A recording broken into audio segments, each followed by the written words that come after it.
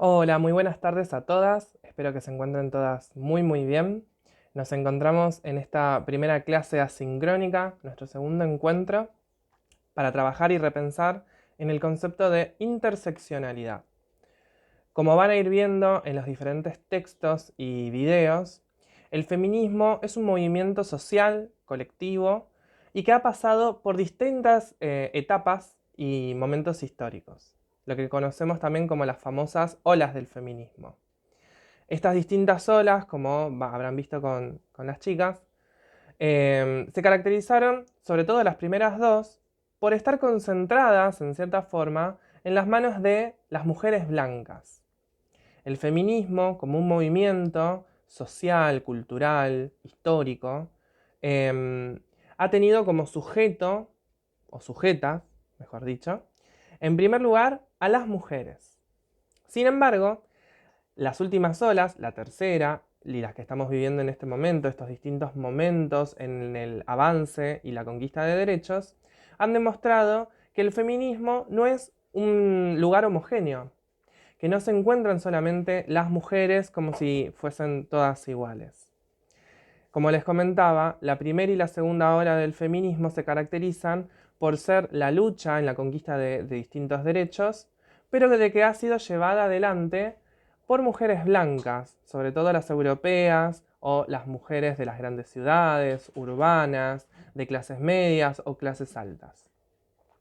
Ya llegada el siglo XX, pasando los distintos momentos en la construcción de las democracias más modernas, existieron distintos movimientos históricos, como el gran movimiento, por ejemplo, de las personas negras en la conquista de sus derechos laborales en Estados Unidos, que visibilizaron que el alcance de derechos estaba atravesado no solo por cuestiones de género. Además, como van a ver en el texto tanto de Nuri Plata como el de Susana Gamba, el movimiento feminista en algún momento tiene una fractura a partir de la experiencia de las mujeres negras. Esta homogeneidad del feminismo, que sobre todo se notaba en la primera y la segunda ola, ya en la tercera queda, por así decir, en cierta forma criticada a partir de los movimientos y sobre todo por, como decía, de las experiencias de las mujeres negras. Este concepto, que es el que vamos a abordar hoy, de interseccionalidad, fue acuñado por Kimberly Crenshaw, quien es una feminista negra y que empezó a rever que las situaciones de las mujeres negras no eran las mismas que el resto de las mujeres, aún compartiendo el género, y claramente no eran iguales a la de los hombres negros, aún compartiendo cuestiones de raza. Ella analiza en un primer momento, que es el video que van a ver a continuación subtitulado, la situación de Emma Graffery. Emma Graffery, ¿sí?, es una mujer que va a pedir trabajo en una empresa, en una fábrica, y que claramente le dicen que no. Ella cuando se acerca a la justicia solicita un juicio por situación de discriminación.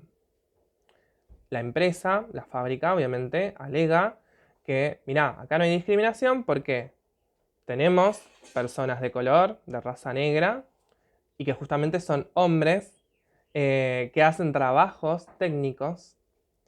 Y por otro lado, también tenemos mujeres que son secretarias. Pensemos un poquito para analizar este panorama, ¿no? Y de paso vemos algunos conceptos asociados al género. Los trabajos que hacían los hombres negros eran justamente trabajos de fuerza. Y acá es donde seguimos construyendo y alimentando, ¿no?, esos estereotipos del género como el hombre quien puede hacer trabajos de gran fuerza.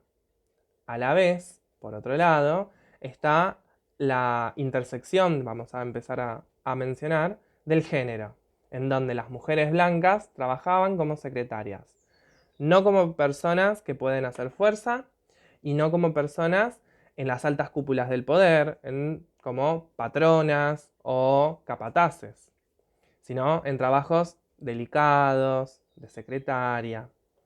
Entonces, en este análisis de este caso, Kimberly Crenshaw se da cuenta que acá el problema es que la justicia, obviamente, al descartar este caso, porque no es que ve discriminación, no se puede ver específicamente cuál es la problemática y que es la interseccionalidad de dos sistemas de opresión. Por un lado, el del género, ¿sí? Y por otro lado, justamente en este cruce, el de la raza. Esta experiencia, obviamente, lo que demuestra es que cuando no tenemos una palabra, una categoría, una forma de ver determinados problemas, estos problemas no se visibilizan y al no visibilizarse no tenemos herramientas ni para defender derechos, ni para acceder a la justicia, mucho menos para problematizar situaciones sociales, culturales o económicas. Entonces, el concepto de interseccionalidad lo que viene a hacer es primero criticar al mismo movimiento feminista. ¿Por qué? ¿Qué pasaba?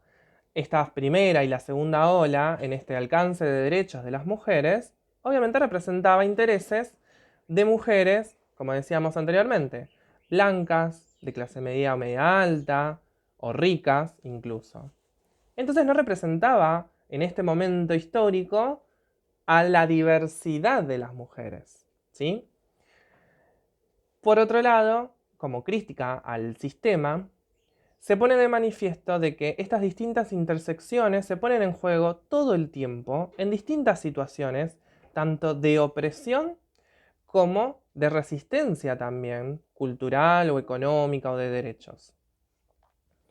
Entonces, cuando vamos a ver el gráfico, se manifiestan distintas situaciones, tanto de opresión o de una persona, mejor dicho, que oprime, por lo generalmente un hombre, pero también de situaciones de resistencia y de ser oprimida u oprimida.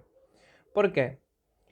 Estos distintos discursos o estas distintas categorías, por ejemplo, blanco o persona blanca versus persona negra, le da un privilegio, obviamente, a la persona blanca y pone en situación de opresión a la persona negra. Pensemos en la larga historia, ¿no?, de la esclavitud.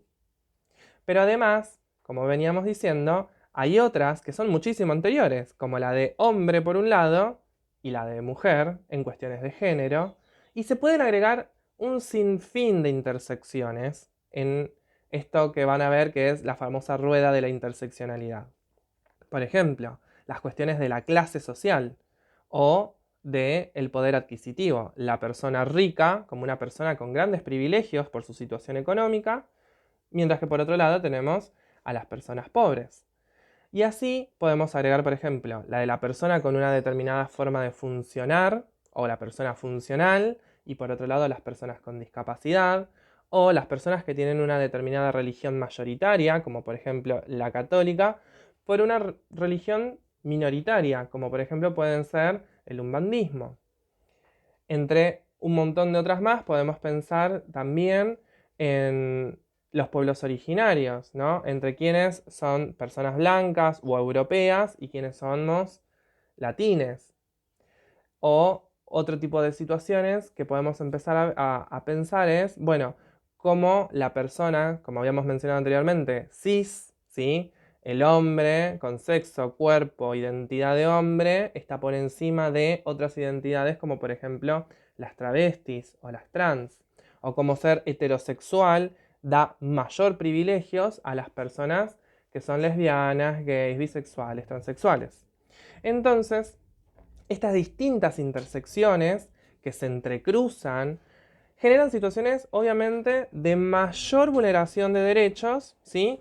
Pero, sin embargo, esto es lo que nos encontramos en la amplia diversidad sexual y de identidades y de cuerpos, a la interna incluso del feminismo. Otro de los aportes que nos va a hacer visibilizar cómo se intersecciona el sistema de géneros y de las identidades es el de capitalismo. No podemos pensar, ¿sí?, hoy por hoy al patriarcado en este contexto particular sin el capitalismo que genera justamente ricos, pobres, excluidos, personas que acceden a determinados recursos o educaciones incluso y otras que no. Sin embargo, el capitalismo, como una forma de vida, como un sistema económico, es incluso mucho más nuevito que el sistema patriarcal. Por eso, cuando leamos los textos, van a ver una parte en la que Silvia Federici dice, el patriarcado no es un sistema más de las distintas formas de opresión. Es el sistema, es el que sostiene a todos los sistemas de opresión. ¿Por qué? Porque lo que estamos viendo es cómo estas distintas intersecciones son discursos del hombre, ¿sí? Del varón, en pos de determinados recursos, determinados privilegios y determinadas situaciones de explotación.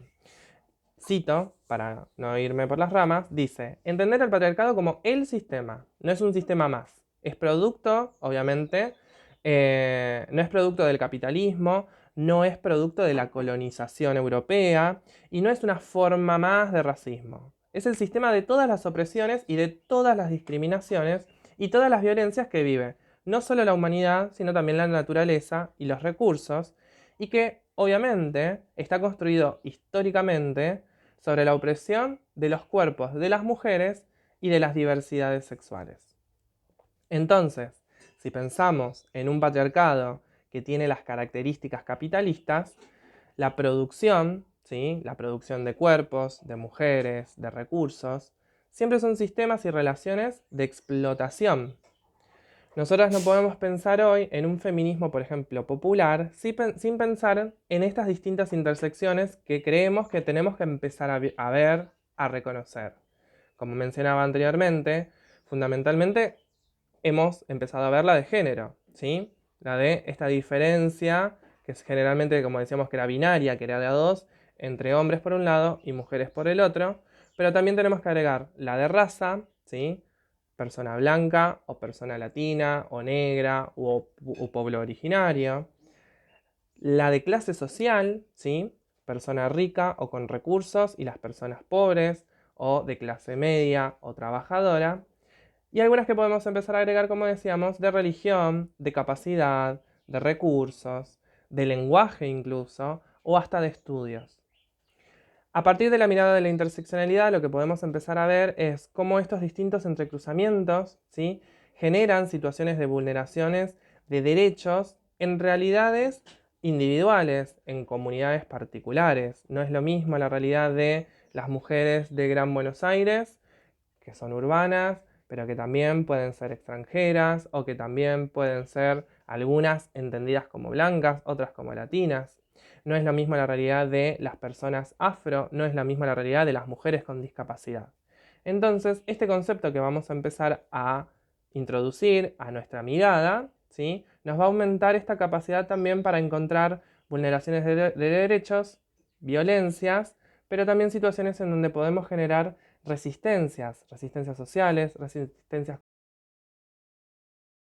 luchas.